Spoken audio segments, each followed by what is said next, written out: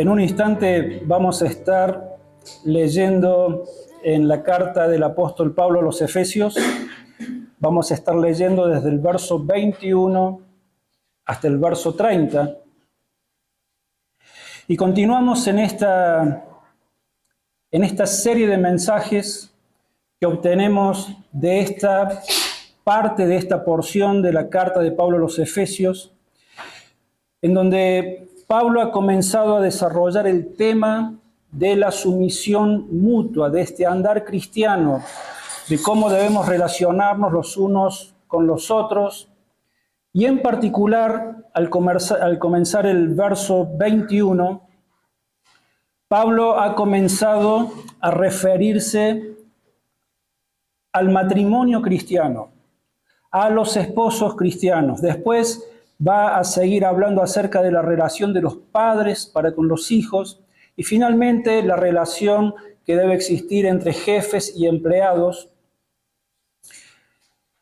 Y nos enseña la palabra de Dios a relacionarnos entre nosotros como pueblo de Dios y también, como hemos visto antes, a cómo debemos relacionarnos ante el mundo, ante aquellos que no son del Señor.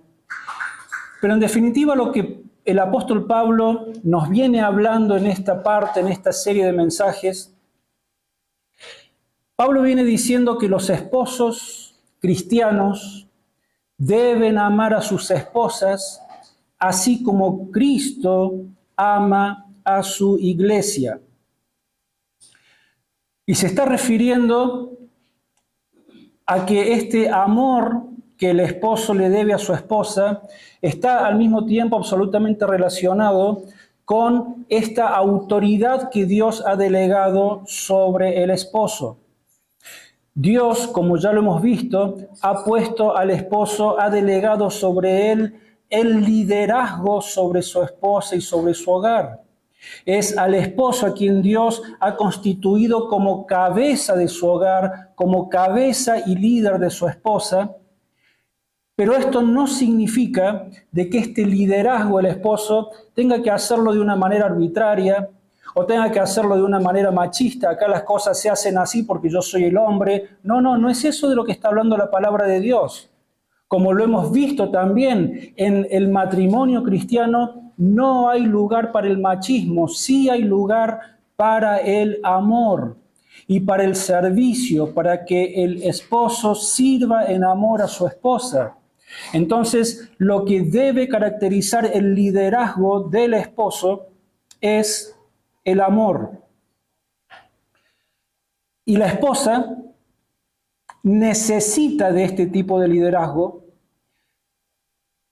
de su esposo, y en respuesta la esposa va a responder al liderazgo amoroso de su esposo, como lo vamos a leer en un momento también.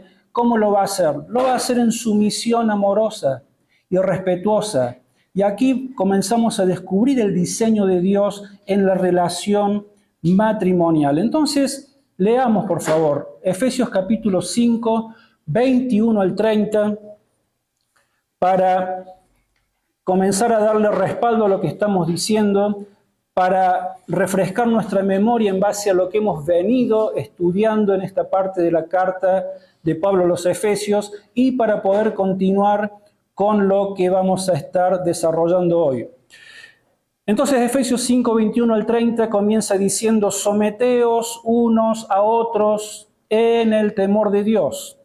Las casadas estén sujetas a sus propios maridos como al Señor, porque el marido es cabeza de la mujer, así como Cristo es cabeza de la iglesia, la cual es su cuerpo, y Él es su Salvador. Así que, como la iglesia está sujeta a Cristo, así también las casadas lo estén a sus maridos en todo. Maridos, amad a vuestras mujeres, así como Cristo amó a la iglesia y se entregó a sí mismo por ella, para santificarla, habiéndola purificado en el lavamiento del agua por la palabra, a fin de presentársela a sí mismo una iglesia gloriosa que no tuviera mancha ni arruga ni cosa semejante, sino que fuera santa y sin mancha. Así también los maridos deben amar a sus mujeres como a sus mismos cuerpos. El que ama a su mujer, a sí mismo se ama. Pues nadie odió jamás a su propio cuerpo, sino que lo sustenta y lo cuida, como también Cristo a la iglesia. Porque somos miembros de su cuerpo, de su carne y de sus huesos. Entonces lo que también hemos venido nosotros descubriendo es de que Pablo nos está dando 5 características que hacen a este amor verdadero, a este amor cristiano que el esposo debe dar a su esposa. Y entonces sencillamente los voy a mencionar, no vamos a entrar en detalles porque ya los hemos visto los domingos anteriores. Pero la primera característica de este amor, hemos estado hablando de que debe ser un amor sacrificado, el amor que el esposo muestra para con su esposa. Después hemos hablado de que otra característica de este amor es de que es un amor purificador, en donde el esposo está cuidando de la salud espiritual y emocional de su esposa por medio de la administración de la palabra de Dios. El domingo pasado estuvimos hablando de que otra característica de este amor que el esposo le debe a su esposa es de que es un amor protector, en donde el esposo cuida, protege y provee para su esposa, así como Cristo lo hace para con su iglesia. Pues bien, hoy nos toca hablar de la cuarta característica de este amor cristiano. Y en el verso 31 hace referencia a que este amor es un amor indestructible. Por eso dice el verso 31, leemos ahora, dice, por esto dejará el hombre a su padre y a su madre, se unirá a su mujer y los dos serán una sola carne. Un amor indestructible. Y lo que el apóstol Pablo hace en esta parte, él está citando, él está volviendo al principio. Él está volviendo al origen de todas las cosas. Él nos está llevando al libro de Génesis porque Pablo está citando palabras que en su momento salieron de la boca de Adán. Entonces Pablo nos lleva al principio, allí donde se originaron todas las cosas, donde fue el comienzo de todas las cosas, incluso el comienzo de la institución divina del matrimonio. Allí Dios en Génesis instituye el matrimonio.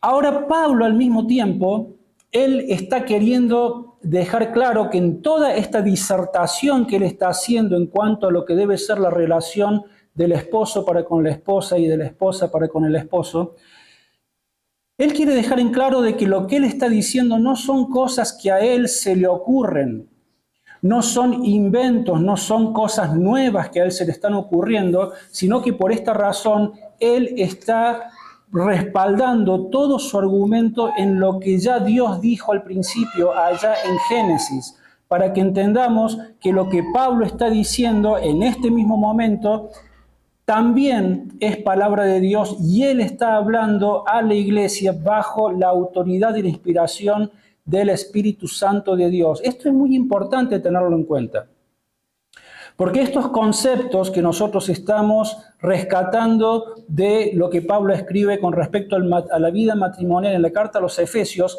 en el mundo hay muchísimas objeciones con respecto al modelo de Dios para el matrimonio.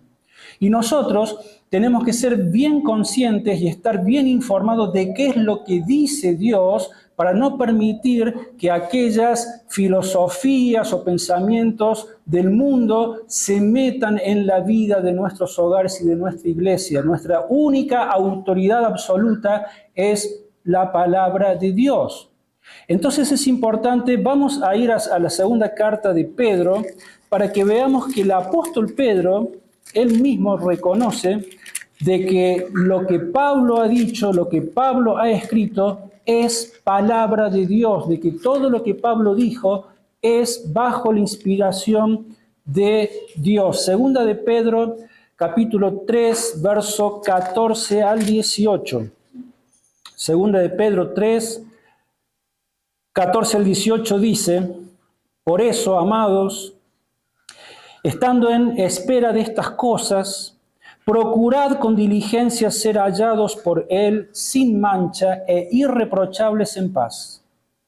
Y tened entendido que la paciencia de nuestro Señor es para salvación, como también nuestro amado hermano Pablo, según la sabiduría que le ha sido dada, os ha escrito en casi todas sus epístolas, hablando en ellas de estas cosas, entre las cuales hay algunas difíciles de entender, las cuales los indoctos e inconstantes tuercen, como también las otras escrituras, para su propia perdición. Así que vosotros, amados, sabiéndolo de antemano, guardaos, no seáis que arrastrados por el error de los inicuos, caigáis de vuestra firmeza. Antes bien, creced en la gracia y el conocimiento de nuestro Señor y Salvador Jesucristo. A Él sea la gloria, ahora y hasta el día de la eternidad. Amén. ¿Qué está diciendo Pedro? Varias cosas. Está diciendo, por un lado, no se dejen engañar justamente por aquellos que tuercen la palabra de Dios, como así tuercen las otras escrituras, por un lado. Y por otro lado está diciendo, nuestro amado hermano Pablo, lo que él ha escrito no lo ha hecho según a lo que él se le ocurre, sino que lo que él ha escrito lo ha hecho según la sabiduría que le ha sido dada. ¿Por quién? Por Dios, bajo inspiración de Dios. Y Pedro está comparando los escritos de Pablo con el resto de las escrituras. Por eso escrituras está con mayúsculas. Entonces, ahí tenemos nosotros un argumento y un fundamento firme y estable sobre el cual pararnos. Lo que Pablo nos está diciendo es palabra de Dios. Y Pablo, cuando le escribe a Timoteo, en la segunda carta de Pablo a Timoteo, va a decir algo similar. Segunda carta a Timoteo, capítulo 3, versos 16 al 17, Pablo dice: toda la escritura es inspirada por Dios y útil para enseñar, para redarguir, para corregir, para instruir en justicia, a fin de que el hombre de Dios sea perfecto, enteramente preparado para toda buena obra. Y cuando Pablo está hablando acá de que toda la escritura es palabra de Dios, se está refiriendo a todo el Antiguo Testamento y a todo el Nuevo Testamento que en ese momento estaba siendo desarrollado. Entonces, Pablo tiene mucho interés y quiere dejar en claro que lo que él está diciendo no son cosas que a él se le ocurren, y por eso está haciendo referencia también a lo que en su momento al principio salió de la boca de Adán, quien también lo dijo bajo inspiración divina. Cuando Adán dice: por esto dejará el hombre a su padre y a su madre, y se unirá a su mujer, y los dos serán una sola carne, ahí está él bajo la presencia del Espíritu Santo diciendo lo que Dios quería que él dijera y que quedase registrado en las Escrituras. Esto está en Génesis 2, 21 al 24. A ver, vamos allí para leer lo que dijo Adán. Génesis capítulo 2, verso 21 al 24. Dice entonces: Jehová Dios hizo caer en un sueño profundo sobre Adán, y mientras éste dormía, tomó una de sus costillas y cerró la carne en su lugar. De la costilla que Jehová Dios tomó del hombre, hizo una mujer y la trajo al hombre. Dijo entonces Adán: esta sí que es hueso de mis huesos y carne de mi carne, será llamada mujer, porque del hombre fue tomada. Por tanto, dejará el hombre a su padre y a su madre, se unirá a su mujer y serán una sola carne. ¿Se dan cuenta? Es exactamente lo mismo que Pablo está diciendo en Efesios capítulo 5, verso 31. Por tanto, por esto dejará el hombre a su padre y a su madre, y se unirá a su mujer, y los dos serán una sola carne. Ahora, ¿por qué este énfasis? ¿Por qué esta necesidad de Pablo de que entendamos de que él mismo está hablando bajo la inspiración divina y está citando las palabras de Adán, el cual también estuvo bajo inspiración divina? Pues esto lo hace para decirnos que el matrimonio fue instituido por Dios. El matrimonio no es un invento de los hombres, no es un invento de la iglesia, no es el invento de alguna cultura. El matrimonio ha sido instituido por Dios para que fuese una relación que durara para toda la vida. Por eso Pablo se ocupa y se preocupa de fundamentar lo que él está diciendo. Ahora, otra cosa que es muy interesante, en la cual es necesario que prestamos atención, es que nosotros sabemos de que si bien nosotros estamos leyendo nuestras Biblias en nuestro propio idioma, el Nuevo Testamento fue escrito, en su mayor porcentaje, fue escrito en griego originalmente. Después han venido las traducciones. Pero cuando Pablo escribió, él escribía en griego. Y es muy interesante prestar atención a este verbo unir, cuando dice, por tanto, se unirá a su mujer. Esa palabra, ese verbo unir, en el idioma original, en griego, es la palabra kolao, con K, kolao, de donde nosotros también sacamos nuestra palabra encolar o cementar. Y cuando nosotros usamos, la plasticola o la cola de carpintero, no sé si alguna vez han usado cola de carpintero, es mucho más fuerte que la plasticola es más liviana porque la usan los chicos, pero la cola de carpintero, cuando vos pegás dos maderas, después no la despegaste más. O si usás cualquier otro tipo de cemento, ¿para qué lo usamos? Para unir algo con firmeza. Sin embargo, la palabra que tanto Pablo está usando acá, cuando escribe en el original griego, tanto como la que usa el Señor Jesús, que ya vamos a leer que Jesús hace referencia a este mismo pasaje, a estas mismas palabras que salieron de la boca de Adán, ellos no están usando la palabra kolao simplemente, sino que la palabra es proskolao. Y proskolao, en griego, es una forma de darle más intensidad a la palabra, a la idea o al consejo. Ese pros es un intensificador. ¿Cómo sería, por ejemplo, en nuestro idioma? ¿Cuáles son los intensificadores en nuestro idioma? Por ejemplo, dos intensificadores es, por un lado, la palabra muy o la palabra tan. Pongamos un ejemplo. Yo puedo decir, fui a visitar a tal o cual persona, y fue triste verlos en la situación que estaban. Puedo decirlo así.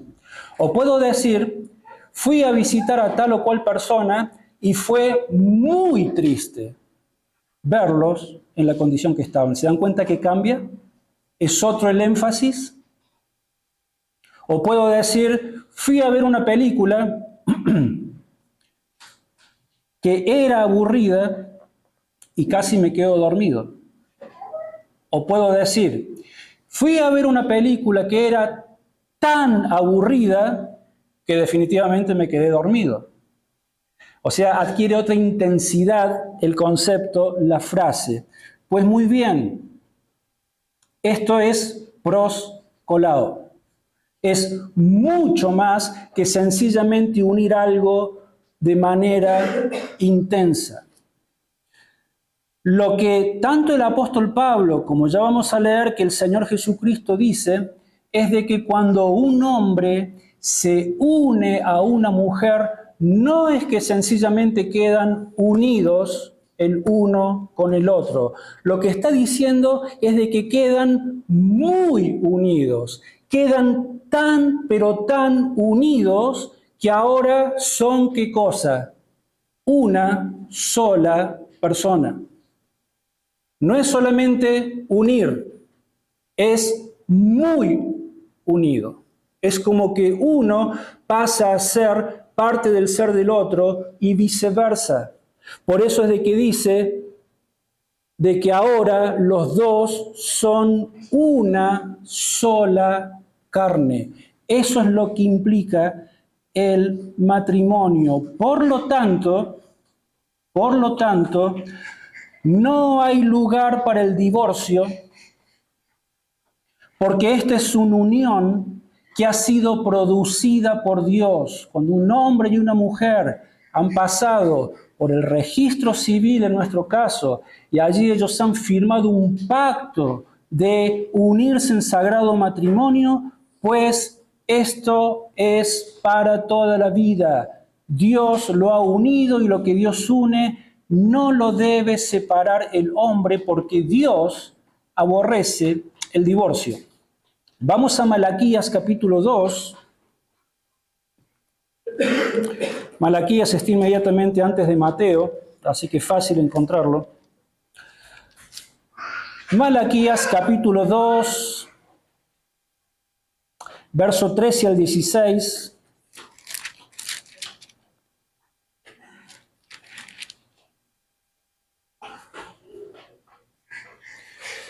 Y dice: pero aún hacéis más, cubrís el altar de Jehová de lágrimas, de llanto y de clamor, así que no miraré más la ofrenda ni la aceptaré con gusto de vuestras manos. Mas diréis: ¿por qué? Porque Jehová es testigo entre ti y la mujer de tu juventud con la cual has sido desleal, aunque ella era tu compañera y la mujer de tu pacto. ¿No hizo él un solo ser en el cual hay abundancia de espíritu? ¿Y por qué uno? Porque buscaba una descendencia para Dios. Guardaos pues en vuestro espíritu y no seáis desleales para con la mujer de vuestra juventud. ¿Se dan cuenta? Un Malaquías está diciendo de que esa mujer con la que te uniste en un pacto ante Dios, Dios los unió en un solo ser. Y Malaquías está exhortando a Israel y los está acusando de que muchos de ellos habían dejado a sus primeras esposas para después unirse con otras. Y lo que está diciendo es de que Dios aborrece lo que ellos estaban haciendo. Vamos a Mateo capítulo 19, verso 1 al 6. Mateo 19, verso 1 al 6. Dice: aconteció que cuando Jesús terminó estas palabras, se alejó de Galilea y fue a las regiones de Judea, al otro lado del Jordán. Lo siguieron grandes multitudes y lo sanó allí. Entonces se le acercaron los fariseos, tentándolo y diciéndole: ¿está permitido al hombre repudiar a su mujer por cualquier causa? ¿Qué significaba repudiar? Significaba darle carta de divorcio y echarla de la casa. Por eso dice: ¿está permitido al hombre repudiar a su mujer por cualquier causa? Él respondiendo les dijo: ¿no habéis leído que el que los hizo al principio, hombre y mujer los hizo? Y dijo: por esto el hombre dejará padre y madre y se unirá a su mujer y los dos serán una sola carne. Así que no son ya más dos, sino una sola carne. Por tanto, lo que Dios juntó, no lo separe el hombre. Acá lo tenemos a Jesús citando otra vez a Génesis, a las palabras de Adán. ¿No han visto, no han escuchado, no han leído que el que los hizo al principio, hombre y mujer los hizo? Y dijo, por esto el hombre dejará padre y madre y se unirá a su mujer y los dos serán una sola carne, así que no son ya más dos, sino una sola carne. Pros colao, muy, pero muy unidos, ya no son más dos, ahora son uno. Por tanto, lo que Dios juntó, no lo separe el hombre. Esto es lo que Dios ha diseñado, esto es lo que Dios piensa en cuanto al divorcio, esto es lo que Dios estableció, y todo esto fue antes del capítulo 3 de Génesis. Porque cuando llegue el capítulo 3 de Génesis, ¿se acuerdan qué fue lo que pasó? Llega la peor catástrofe que ha ocurrido sobre la humanidad y sobre el planeta Tierra. Llegó la entrada del pecado, llegó allí la tentación de la serpiente y tienta a Eva y Eva a Adán y caen en pecado. Y a partir de ese momento todo este diseño perfecto, santo, de tanta bendición que Dios había diseñado para la relación matrimonial entre el hombre y la mujer, ¿qué fue lo que pasó? Fue corrompido por la entrada del pecado. Y todo el ser, tanto del hombre como de la mujer, fueron corrompidos, tanto física como emocional como espiritualmente. Y comenzó a cambiar la concepción de ellos acerca de lo que Dios les había dicho en su palabra, y comenzaron a ocurrir ¿qué cosa? Vemos de que se alteró este orden de liderazgo y Eva tuvo un paso de decisión y lo hizo por encima de su esposo Adán, y Adán no estuvo allí para protegerle y por eso pasó lo que pasó, y a causa de la maldición que vino sobre ellos, el Señor le dijo a Eva: tu deseo será para con tu marido y él se enseñoreará de ti. Si se acuerdan cuando hablamos de esto, es de que ahora la mujer no le iba a ser tan fácil someterse a su esposo, sino que ella iba a querer tener dominio por sobre su esposo, y su esposo, por ser líder y cabeza natural establecido por Dios, también quiere guiar y gobernar sobre la vida de su esposa, y allí comenzaron los roces, los choques, las discusiones, y el pecado lo destruyó todo.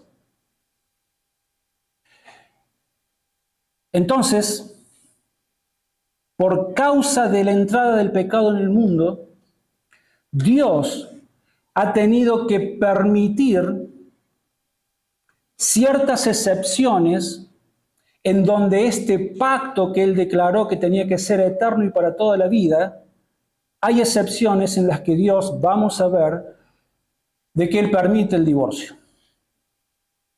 Y Él lo permite para salvaguardar la salud física, la salud emocional y la salud espiritual de la persona que está siendo afectada por una relación en la cual las cosas se han salido ya de las manos.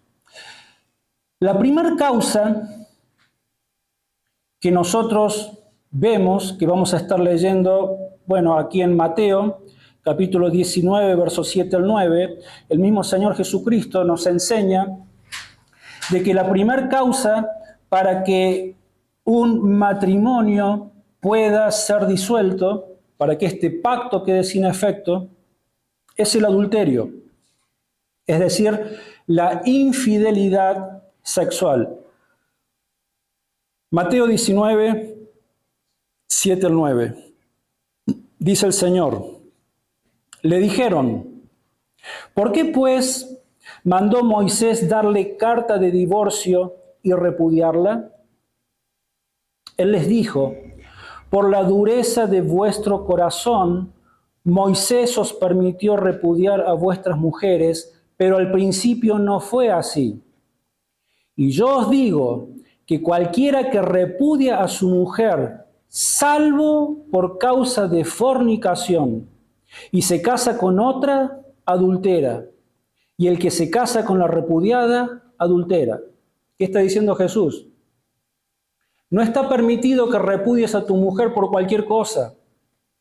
Porque se le quemó la comida, o porque, qué sé yo, tantas cosas porque era lo que en este tiempo los judíos se agarraban de cualquier detalle, de cualquier cosa de la esposa ya para darle carta de divorcio. Y Jesús dice, no es así, salvo por una sola razón, y esta razón es por causa de fornicación.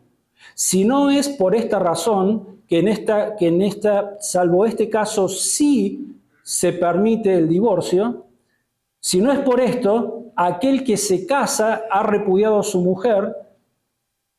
Si se casa con otra, está cometiendo adulterio. ¿Por qué está cometiendo adulterio? Y dice, y la que se casa con la repudiada, con la esposa que ha sido echada, también comete adulterio. ¿Por qué va a cometer adulterio? Porque el vínculo del matrimonio todavía no se ha roto. El vínculo del matrimonio no se rompe porque tu mujer te quemó la comida o haya hecho lo que haya hecho. No hay motivo, pero sí el motivo es el pecado sexual. Allí en Mateo capítulo 5, verso 31 al 32, Jesús habla de lo mismo. Jesús capítulo 5, verso 31 al 32 dice, también fue dicho, cualquiera que repudia a su mujer, dele carta de divorcio. Pero yo os digo, el que repudia a su mujer, a no ser por causa de fornicación, hace que ella adultere, y el que se casa con la repudiada comete adulterio. Entonces, la única excepción en este caso es la infidelidad sexual. Ahora bien, al mismo tiempo, esto no significa de que si ocurrió una infidelidad, de que inmediatamente ya tienen que recurrir al divorcio, porque este siempre habrá de ser el último de los recursos, la última de las salidas. Siempre antes se habrá de evaluar la posibilidad de que haya perdón y de restauración en ese matrimonio. Siempre, siempre, siempre. Ahora, si la infidelidad se convierte en un hábito y la parte afectada no está dispuesta a aceptar y soportar una ofensa tan pero tan grave como es esta, pues entonces el Señor dice de que la parte afectada, la parte inocente, puede pedir el divorcio y ante los ojos de Dios se disuelve el vínculo.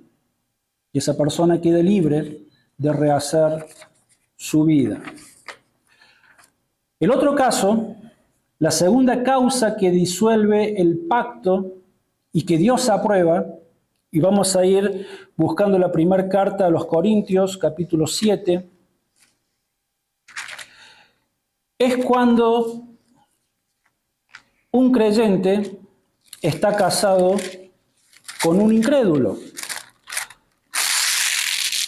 Ahora, entendemos también de que la palabra de Dios dice de manera concluyente de que los creyentes no deben unirse en yugo desigual con los incrédulos. O sea, ¿qué es lo que quiere decir esto? Que cuando dos personas solteras van a formar un matrimonio, si uno de ellos es creyente, el otro también debe ser creyente. Porque si un creyente se casa con un incrédulo, pues Dios dice, yo no apruebo ese tipo de matrimonio. Y si aún así las personas insisten si van al matrimonio, pues lo más probable es de que vayan a tener muchos problemas. Ahora, al mismo tiempo, puede ocurrir de que esta pareja se casaron siendo ambos incrédulos, se casan, pasa el tiempo y uno de ellos se convierte a Cristo, pero el otro no. Entonces, aplica a esto lo que estamos por ver ahora. Porque decimos de que la segunda causa que disuelve el pacto y que Dios lo aprueba es cuando el creyente está casado con el incrédulo y el incrédulo no está dispuesto a aceptar la fe que su esposo o su esposa, según sea el caso, la fe que su esposo o su esposa han abrazado. ¿Y qué es lo que ocurre? Entonces el incrédulo comienza a cuestionar la fe de su cónyuge y comienza quizás a prohibirle a que pueda venir a los cultos de adoración al Señor o a estudiar la palabra de Dios, y le prohíbe tener relación con los hermanos en la iglesia, y le prohíbe que en su casa abra una Biblia, y la situación se pone muy, pero muy difícil, porque el incrédulo no acepta vivir con su cónyuge que ahora se ha convertido a Cristo. Pues entonces el Señor dice: podés librarte de ese vínculo. Primera carta de Pablo a los Corintios, capítulo 7, versos 12 al 16, dice: a los demás yo digo, no el Señor, que si algún hermano tiene una mujer que no es creyente y ella consiente en vivir con él, no la abandone. Y si una mujer tiene marido que no es creyente y él consiente en vivir con ella, no la abandone. Porque el marido no creyente es santificado por la mujer y la mujer no creyente por el marido. De otra manera, vuestros hijos serían impuros, mientras que ahora son santos. Pero, verso 15, si el no creyente se separa, sepárese, pues no está el hermano o la hermana sujeto a servidumbre en semejante caso, sino que a vivir en paz nos llamó Dios. ¿Qué sabes tú, mujer, si quizás harás salvo a tu marido? ¿O qué sabes tú, marido, si quizás harás salva a tu mujer?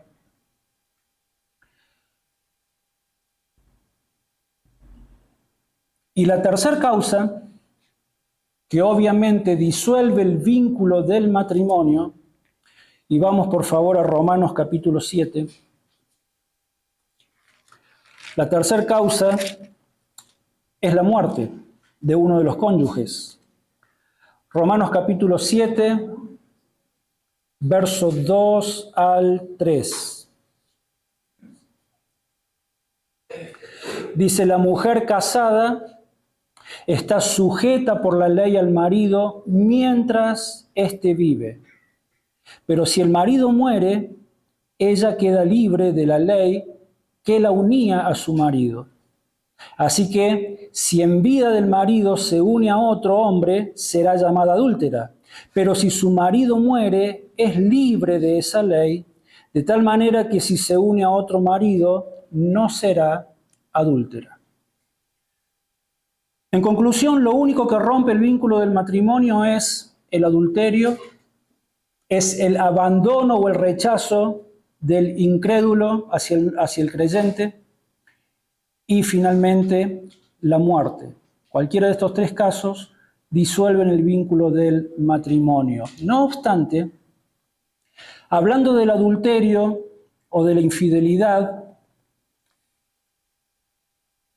si el matrimonio sigue, respeta y pone por obra este diseño que Dios ha dejado tan claramente en su palabra, para que se lleve a cabo esta relación de amor y de sumisión entre el esposo y la esposa, pues entonces, si se sigue el diseño de Dios, no hay lugar para el adulterio. Esto no habrá de pasar. Si la mujer se sujeta, ama y respeta a su marido, y si el marido ejerce este liderazgo amoroso del cual Pablo viene hablando, entonces no va a haber lugar para el adulterio.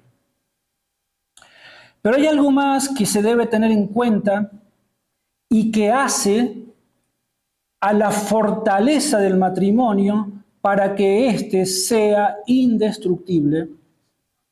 Y esto es la relación que comienza a existir desde el mismo momento en que el hombre y la mujer se unen en sagrado matrimonio, y esto tiene que ver con la relación que ellos comienzan a tener a partir de este momento con los parientes, con los familiares. Por eso es de que Pablo dice, el Señor Jesucristo dice, y Adán dice: por esto dejará el hombre a su padre y a su madre,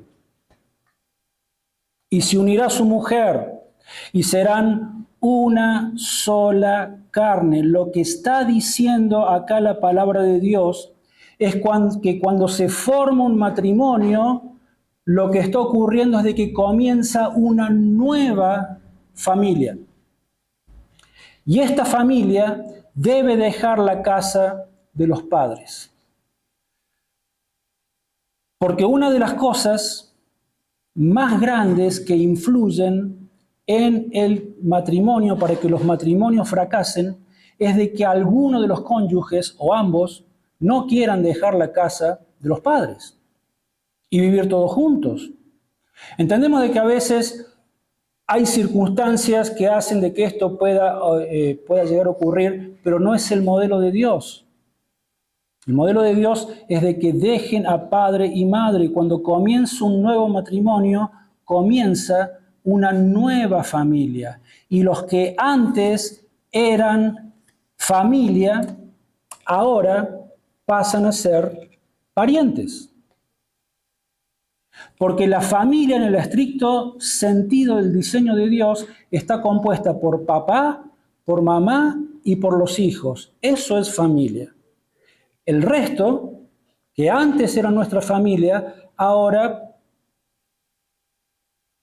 son nuestros parientes. Nuestros suegros, nuestros hermanos, etc. Ahora esto no significa de que tenemos que romper ciertos vínculos con ellos. No significa que no tengamos que tenerlos en cuenta, no significa que no tengamos que cuidar de ellos, sobre todo de nuestros padres, porque Dios nos dice en Éxodo 2:12 que tenemos que honrar a nuestros padres, este es el 5º mandamiento. No significa que esta nueva familia le da la espalda a sus parientes, no, para nada. Lo que sí significa es de que debe cortarse la relación con la familia anterior en lo que concierne a dos cosas fundamentales. Una, la autoridad, y la otra es en la dependencia económica.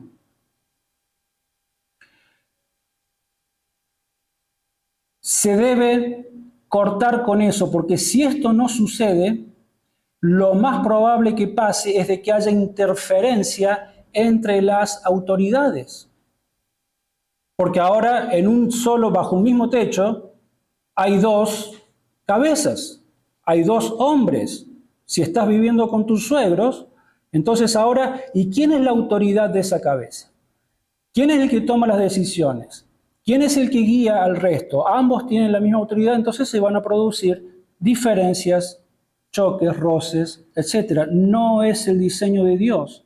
Y en cuanto a la relación de dependencia, pues entonces esto también muchas veces hace de que la persona que ayuda a los demás se tome ciertas atribuciones para decir, bueno, yo te estoy ayudando para que vos le des de comer a tus hijos, a tu hija, qué sé yo, entonces también tengo derecho a meterme en la crianza de tus hijos, porque yo te estoy ayudando. Estas cosas pasan, en la práctica estas cosas pasan y allí es donde se mezclan todas las cosas, se mezcla el diseño de Dios y esto hace de que haya desgaste, de que haya sufrimientos, de que haya todo tipo de roces en el matrimonio, porque el hogar, según el diseño de Dios, ha sido diseñado para que haya una sola cabeza, una sola autoridad, que las cosas no se mezclen. Es muy común decir de que fulano de tal, el suegro, la suegra, los tíos, se meten en la crianza de los hijos de esta nueva familia. Y eso no debe suceder. Para terminar, es por eso que para que el esposo ame a la esposa con un amor que sea indestructible, es fundamental entender el diseño de Dios, creerle a Dios y procurar seguir el diseño de Dios.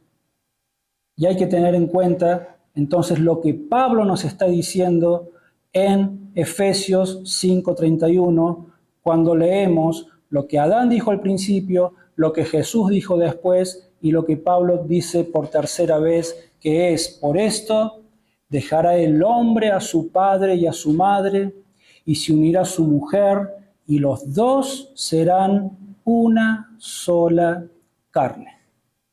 Muy bien. Vamos a nuestro Dios en oración. Señor, una vez más, nos acercamos a ti con nuestros corazones agradecidos. Oh Señor, si pudiéramos nosotros acercarnos a tu palabra con corazones humillados y ver, Señor, de manera, como siempre al final llegamos a esta conclusión, de una manera tan clara, tan sencilla trae, Señor, tu palabra, tu enseñanza, este manual de vida para nuestras vidas, para que podamos tener vidas bendecidas, para que podamos, Señor, con nuestras vidas honrar tu nombre, darte la gloria que vos te mereces, para que por medio de nuestros matrimonios y familias podamos, Señor, ser un reflejo del cual es la relación tuya con tu iglesia en este mundo. Pero, Señor, el pecado ha hecho cosas muy serias en nuestro entendimiento, en nuestro orgullo. A veces vemos tus verdades de manera tan clara en tu palabra, pero nuestro corazón, Señor, se resiste tantas veces a humillarnos y rendirnos ante ella, y después se ven las consecuencias. Pues, Señor, te damos gracias una vez más por tu palabra. Como siempre te pedimos de que sigas obrando en nuestras vidas, de que si hay cosas que tenemos que resolver o que ajustar en nuestras vidas, en nuestros matrimonios, en nuestras familias, nos ayudes a poder hacerlo, pero que también nos ayudes a hacer luz y comunicar estas preciosas verdades a todos aquellos que todavía no las conocen. Te damos gracias por tu amor, por tu paciencia, por tu cuidado, por tu provisión, por tu liderazgo sobre nuestras vidas, por tu palabra, por tu Hijo. En el nombre del Señor Jesús. Amén.